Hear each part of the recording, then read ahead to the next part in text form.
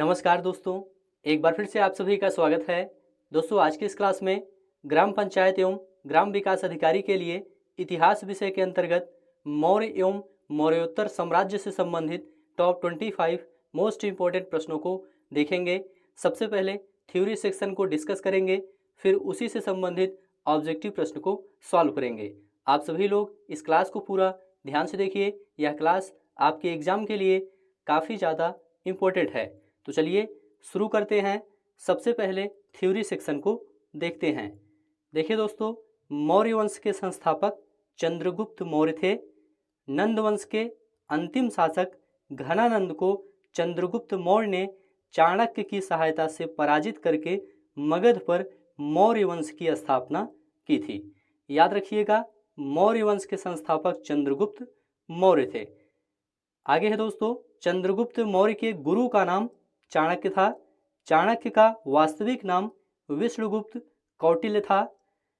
चाणक्य ने अर्थशास्त्र नामक पुस्तक लिखी है और इस पुस्तक में राजनीतिक संबंधी बातों का उल्लेख किया गया है। तो देखिए दोस्तों, चाणक्य का वास्तविक नाम विष्णुगुप्त और कौटिल्य था। चलिए आगे बढ़ते हैं। अगला है दोस्तों, मौर्य काल में नगर पालिका प्रशासन की विस्तृत प्रणाली की स्थापना का श्रेय चंद्रगुप्त मौर्य को दिया जाता है। नगर शासन के लिए एक सभा होती थी जिसका प्रमुख नागरक अथवा पूर्व मुख्य होता था। मौर्य अर्थव्यवस्था मुख्य रूप से कृषि अर्थव्यवस्था पर निर्भर थी। याद रखिएगा, मौर्य अर्थव्यवस्था मुख्य रूप से कृषि अर्थव्यवस्था पर निर्भर थी। चंद्रगुप्त मौर्य के शासनकाल में सिकंदर के सेनापति सेल्यूकस निकेटर ने आक्रमण किया था। इस सेल्यूकस निकेटर के राजदूत का नाम मेगस्थनीज था। मेगस्थनीज ने इंडिका नामक पुस्तक लिखी थी। चंद्रगुप्त मौर्य ने सेल्यूकस निकेटर को पराजित किया और उसकी पुत्री कार्नेलिया से विवाह किया था। चंद्रगुप्त मौर्य ने 8 महाजनपदों पर कब्जा जमाया था। चंद्रगुप्त मौर्य की मृत्यु श्रवणबेलगोला में उपवास के दौरान हो गई थी। इसके बाद बिंदुसार अगला शासक बना। चंद्रगुप्त मौर्य के बाद बिंदुसार अगला शासक बना। तो यहाँ पर आपको ध्यान रखना है, मेगस्थनीज ने इंडिका नामक पुस्तक लिखी थी और चंद्रगुप्त मौर्य ने 8 महाजनपदों पर कब्जा जमाया था। अगला पॉइंट है, बिंदुसार को अमित्रघात, वारिसार और भद्रसार के नाम से जाना जाता है। बिंदुसार ने भारत के 10 महाजनपदों पर अधिकार किया था। इसके बाद अशोक अगला शासक बना था। सम्राट अशोक ने 16 महाजनपदों पर अधिकार किया था और अशोक के शासनकाल में ही शिलालेखों का प्रचलन पड़ा था। इन शिलालेखों की खोज सबसे पहले 1750 में फेनथेयर ने की थी और सबसे पहले 1837 में जेम्स प्रिंसेप ने इसे पढ़ा था। अशोक को देवनामप्री के नाम से जाना जाता है, इसे भी आप लोग याद रखिएगा। अगला है दोस्तों, अशोक ने अपने राज्याभिषेक के 9वें वर्ष 261 ईसा पूर्व में कलिंग पर विजय प्राप्त की थी। इसका उल्लेख 13वें शिलालेख में मिलता है। 13वां शिलालेख अशोक के प्रधान शिलालेखों में सबसे बड़ा है, इसे आप लोग याद रखिएगा। अशोक के आक्रमण के समय कलिंग की राजधानी तोसाली थी। अशोक के आक्रमण के समय कलिंग की राजधानी तोसाली थी। बिंदुसार के शासनकाल में तक्षशिला में विद्रोह हुआ था और इस विद्रोह को दबाने के लिए बिंदुसार ने अपने पुत्र अशोक को भेजा था। अशोक ने न केवल इस विद्रोह को शांत किया बल्कि वहां की प्रजा का प्रेम और विश्वास भी जीता था। तक्षशिला शहर ये सिंधु तथा झेलम नदी के बीच स्थित था, इसे भी आप लोग याद रखिएगा, यह एग्जाम में पूछा जाता है। अगला है दोस्तों, अशोक का सिंह चतुर्मुख स्तंभ शीर्ष सारनाथ से लिया गया है। इस स्तंभ में 4 सिंह पीठ से पीठ सटाए बैठे हैं। इसे ही भारत सरकार ने राष्ट्रीय चिन्ह के रूप में स्वीकार किया है। अशोक के शहबाज गढ़ी शिलालेख में ब्राह्मी लिपि का प्रयोग नहीं किया गया था बल्कि खरोष्ठी लिपि का प्रयोग किया गया था, इसे याद रखिएगा। शहबाज गढ़ी शिलालेख में ब्राह्मी लिपि का प्रयोग नहीं किया गया था। मौर्य काल का सर्वोत्तम प्रतिमान स्तंभ है और बृहद सांची स्तूप का निर्माण सम्राट अशोक ने करवाया था। ये सभी पॉइंट काफ़ी ज़्यादा इम्पोर्टेंट हैं, इसी से संबंधित प्रश्न आगे देखने को मिलेगा। अगला है दोस्तों, मौर्य वंश के अंतिम राजा बृहद्रथ को उसके सेनापति पुष्यमित्र ने मारकर शुंग वंश की स्थापना की थी। शुंग राजवंश के शासन काल में ही पतंजलि ने महाभाष्य की रचना की थी।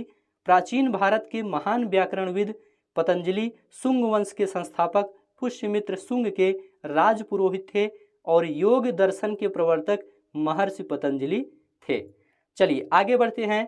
चरक संहिता। देखिए दोस्तों, चरक एक प्रसिद्ध आयुर्वेद के विद्वान थे जो कनिष्क के राज दरबार में रहते थे।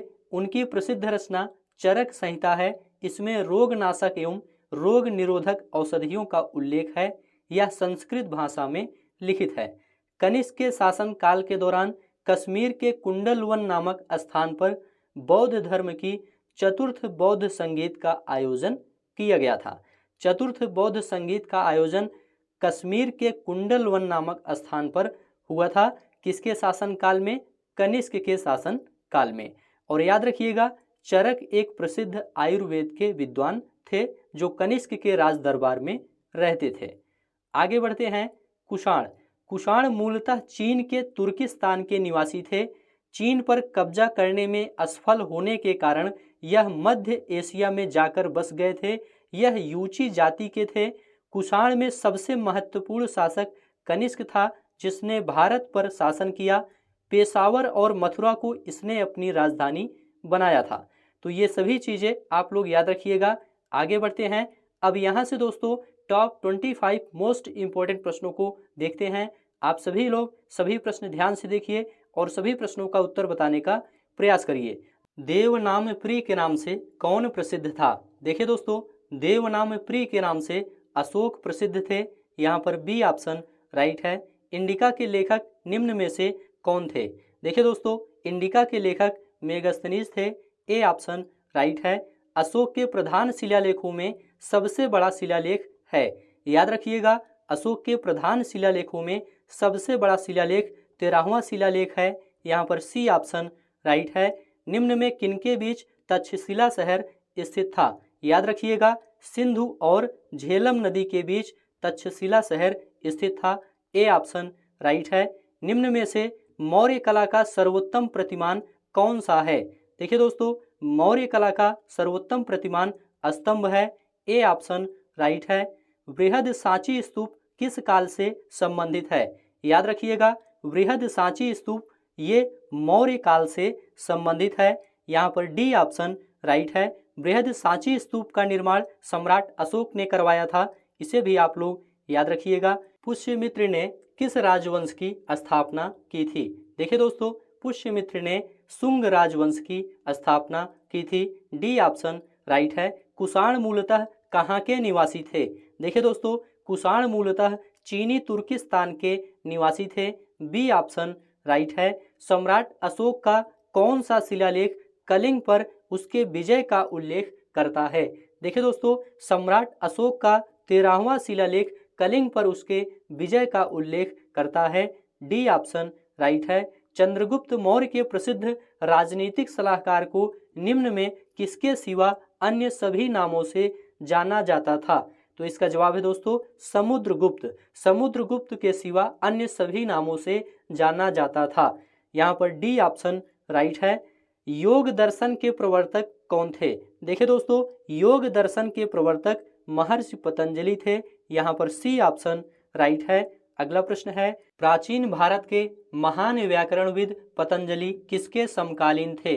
देखिए दोस्तों, प्राचीन भारत के महान व्याकरणविद पतंजलि पुष्यमित्र शुंग के समकालीन थे। सी ऑप्शन राइट है।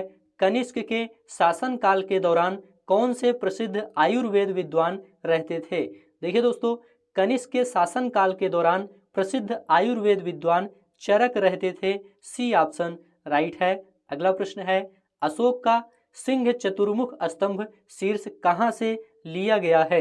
देखिए दोस्तों, अशोक का सिंह चतुर्मुख स्तंभ शीर्ष सारनाथ से लिया गया है। यहाँ पर डी ऑप्शन राइट है। अगला प्रश्न है, अशोक के कौन से शिलालेख में ब्राह्मी लिपि का प्रयोग नहीं किया गया था? इसका जवाब है दोस्तों शहबाजगढ़ी शिलालेख। अशोक के शहबाजगढ़ी शिलालेख में ब्राह्मी लिपि का प्रयोग नहीं किया गया था, इसमें दोस्तों खरोष्ठी लिपि का प्रयोग किया गया था। आगे बढ़ते हैं, अशोक के आक्रमण के दौरान कलिंग की राजधानी कौन सी थी? देखिए दोस्तों, अशोक के आक्रमण के दौरान कलिंग की राजधानी तोसाली थी। यहाँ पर डी ऑप्शन राइट है। चरक संहिता किससे संबंधित है? याद रखिएगा, चरक संहिता चिकित्सा से संबंधित है। बी ऑप्शन राइट है। मौर्य अर्थव्यवस्था मुख्य रूप से किस पर निर्भर थी? याद रखिएगा, मौर्य अर्थव्यवस्था ये कृषि अर्थव्यवस्था पर निर्भर थी। यहाँ पर ए ऑप्शन राइट है। अगला प्रश्न है, नगर पालिका प्रशासन की एक विस्तृत प्रणाली की स्थापना का श्रेय किसे दिया जाता है? इसका जवाब है दोस्तों चंद्रगुप्त मौर्य को। नगर पालिका प्रशासन की एक विस्तृत प्रणाली की स्थापना का श्रेय चंद्रगुप्त मौर्य को दिया जाता है। बी ऑप्शन राइट है। अगला प्रश्न है, कनिष्क के शासन काल के दौरान निम्न में से कौन सी बौद्ध संगीत आयोजित की गई थी? इसका जवाब है दोस्तों चौथी बौद्ध संगीत आयोजित की गई थी। यहाँ पर सी ऑप्शन राइट है। अगला प्रश्न है, कौटिल्य या चाणक्य किसके प्रधानमंत्री थे? देखिए दोस्तों, कौटिल्य या चाणक्य चंद्रगुप्त मौर्य के प्रधानमंत्री थे। बी ऑप्शन राइट है। मौर्य साम्राज्य की स्थापना किसने की थी? देखिए दोस्तों, मौर्य साम्राज्य की स्थापना चंद्रगुप्त मौर्य ने की थी। ए ऑप्शन राइट है। अशोक के शिलालेखों को पढ़ने वाला प्रथम अंग्रेज कौन था? याद रखिएगा, अशोक के शिलालेखों को पढ़ने वाला प्रथम अंग्रेज जेम्स प्रिंसेप था। डी ऑप्शन राइट है। अमित्रघात वारिसार भद्रसार के नाम से किसे जाना जाता है? याद रखिएगा, बिंदुसार को अमित्रघात वारिसार भद्रसार के नाम से जाना जाता था। यहाँ पर ए ऑप्शन राइट है। मौर्य वंश का अंतिम राजा कौन था? देखिए दोस्तों, मौर्य वंश का अंतिम राजा बृहद्रथ था। यहाँ पर ए ऑप्शन राइट है। तो इस प्रकार से आज की यह वीडियो यहीं पर समाप्त होती है। ये सभी प्रश्न आपके एग्जाम के लिए काफ़ी ज़्यादा इम्पोर्टेंट हैं। उम्मीद है यह वीडियो आपको अच्छा लगा है तो चैनल को सब्सक्राइब करिए, दोस्तों में शेयर करिए और कमेंट में लिखकर जरूर बताइए। वीडियो देखने के लिए आप सभी का बहुत बहुत धन्यवाद।